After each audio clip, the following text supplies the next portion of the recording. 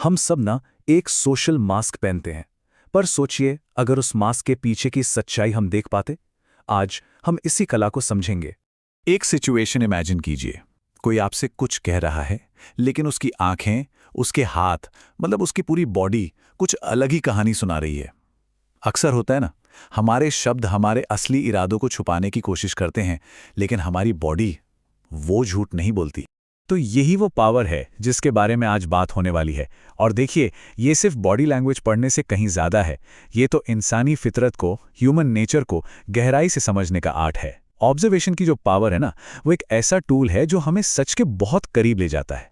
तो चलिए इस कंसेप्ट में थोड़ा और डीप डाइव करते हैं और समझते हैं कि ये दुनिया एक स्टेज क्यों है। सबसे पहले ये समझना बहुत ज़रूरी है कि सोशल रोल प्लेइंग, यानी अलग अलग किरदार निभाना, हम सबकी डेली लाइफ का एक इम्पॉर्टेंट पार्ट है। जरा सोच कर देखिए, क्या कोई अपने दोस्तों से ठीक वैसे ही बात करता है जैसे अपने पेरेंट्स से, या अपने ऑफिस कॉलीग से वैसे ही बिहेव करता है जैसे अपने बच्चों के साथ? नहीं ना। हम सब अनजाने में ही अलग अलग सिचुएशंस के हिसाब से अपना बिहेवियर और बात करने का तरीका बदल लेते हैं। और ये भी तो एक तरह की एक्टिंग ही हुई। और पता है सबसे इंटरेस्टिंग चीज क्या है? आज हम जो वर्ड पर्सनैलिटी इतना यूज करते हैं, वो लैटिन वर्ड पर्सोना से आया है, जिसका मतलब ही होता है मास्क या मुखौटा। मतलब लैंग्वेज खुद हमें इशारा दे रही है कि हम सब एक किरदार निभा रहे हैं।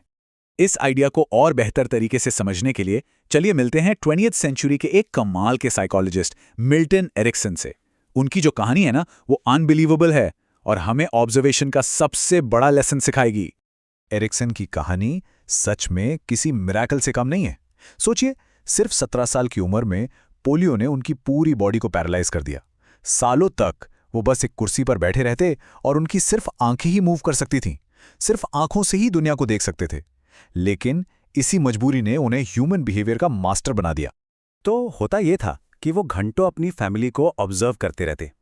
एक दिन उन्होंने अपनी 2 बहनों को एक एप्पल के लिए आर्ग्यू करते देखा। एक बहन जुबान से तो कह रही थी, नहीं नहीं तुम ही खा लो, मुझे नहीं चाहिए। लेकिन एरिक्सन ने नोटिस किया कि उसके शब्दों और उसकी बॉडी लैंग्वेज में जमीन आसमान का फर्क था। उसकी आंखें चमक रही थी और उसके हाथ उस एप्पल को लेने के लिए आगे बढ़ रहे थे। उसके जिस्म ने वो सच बता दिया जो उसकी जुबान छुपा रही थी। सालों तक बिना हिले डुले, बिना बोले, सिर्फ ऑब्जर्व करने की वजह से उनका दिमाग एक तरह से रीवायर हो गया था। छोटे से छोटे नॉन वर्बल क्यूज को पकड़ने के लिए ट्रेन हो गया था। गर्दन में तनाव, आवाज में उतार चढ़ाव, आंखों की एक हल्की सी मूवमेंट, वो सब कुछ पढ़ सकते थे। तो अब देखते हैं कि एरिक्सन ने इस कमाल के स्किल को रियल लाइफ में कैसे यूज किया और ये कितना पावरफुल हो सकता है। उनके सबसे फेमस केसेस में से एक है। एक बार एक आदमी औरत के भेष में उनके पास आया। वो अपनी आवाज और बॉडी लैंग्वेज से कई दूसरे साइकाइट्रिस्ट को धोखा दे चुका था, लेकिन एरिक्सन, उन्होंने उसे कुछ ही मिनटों में पकड़ लिया। और क्लू क्या था? बड़ा सिंपल। जब उस आदमी ने अपनी शर्ट से एक छोटा सा लेंट हटाने के लिए हाथ घुमाया ना, तो वो एक बेफिक्र टिपिकल मैस्कुलिन स्टाइल में घूमा। जबकि एक औरत आमतौर पर ऐसा करते वक्त अपने शरीर को लेकर थोड़ा ज्यादा कॉन्शियस रहती है। बस इसी एक छोटे से जेस्चर ने पूरा राज खोलकर रख दिया। एरिक्सन की कहानी नो डाउट बहुत इंस्पायरिंग है। तो चलिए अब कुछ प्रैक्टिकल स्टेप्स देखते हैं जिससे हम भी अपनी ऑब्जर्वेशन स्किल्स को डेवलप कर सकते हैं।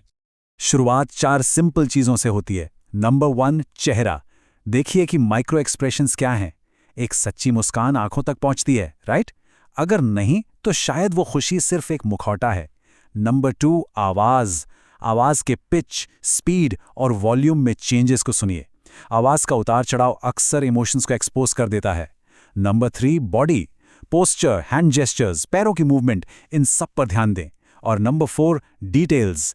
कपड़ों का चॉइस, ओवरऑल प्रेजेंटेशन, ये सब किसी के बारे में बहुत कुछ बताता है।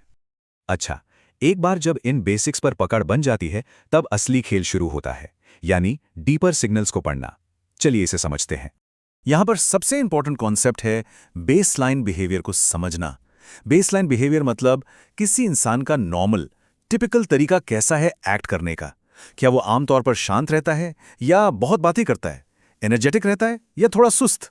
असली क्लू तब मिलता है जब कोई अपने इस नॉर्मल बिहेवियर से हटकर कुछ अलग करने लगता है। जैसे मान लीजिए कोई दोस्त है जो हमेशा खूब बातें करता है और वो अचानक बिल्कुल चुप हो जाए, तो ये एक इंपॉर्टेंट सिग्नल है। या कोई कलीग जो हमेशा डायरेक्ट आई कांटेक्ट बनाता है, वो अचानक नजरें चुराने लगे। यही है वो डेविएशन जिस पर ध्यान देना है। इसके अलावा मिक्स्ड सिग्नल्स को पहचानना सीखना होगा। ये वो सिचुएशन है जहां शब्द कुछ और कहते हैं और बॉडी कुछ और। जैसे सोचिए कोई तारीफ कर रहा है लेकिन उसकी बॉडी टेंस्ड है और दरवाजे की तरफ मुड़ी हुई है, मतलब शायद वो इस कॉन्वर्जेशन से निकलना चाहता है। या कोई हाँ तो बोल रहा है पर उसकी आवाज एकदम फ्लैट है, जिसमें कोई इमोशन नहीं है। ये उसकी हिचकिचाहट दिखा सकता है। यही वो मोमेंट्स हैं जब मुखौटा थोड़ा सा सरक जाता है और सच सामने आ जाता है। तो आखिर में बात यही है, ये दुनिया एक स्टेज है और हम सब यहाँ एक्टर्स हैं। सबने एक मुखौटा पहना हुआ है। सवाल ये नहीं है कि मुखौटा है या नहीं, सवाल ये है कि हम इसके पार देखने की कोशिश करते हैं या नहीं, असली इंसान को समझने की कोशिश करते हैं या नहीं। चॉइस हमारी है।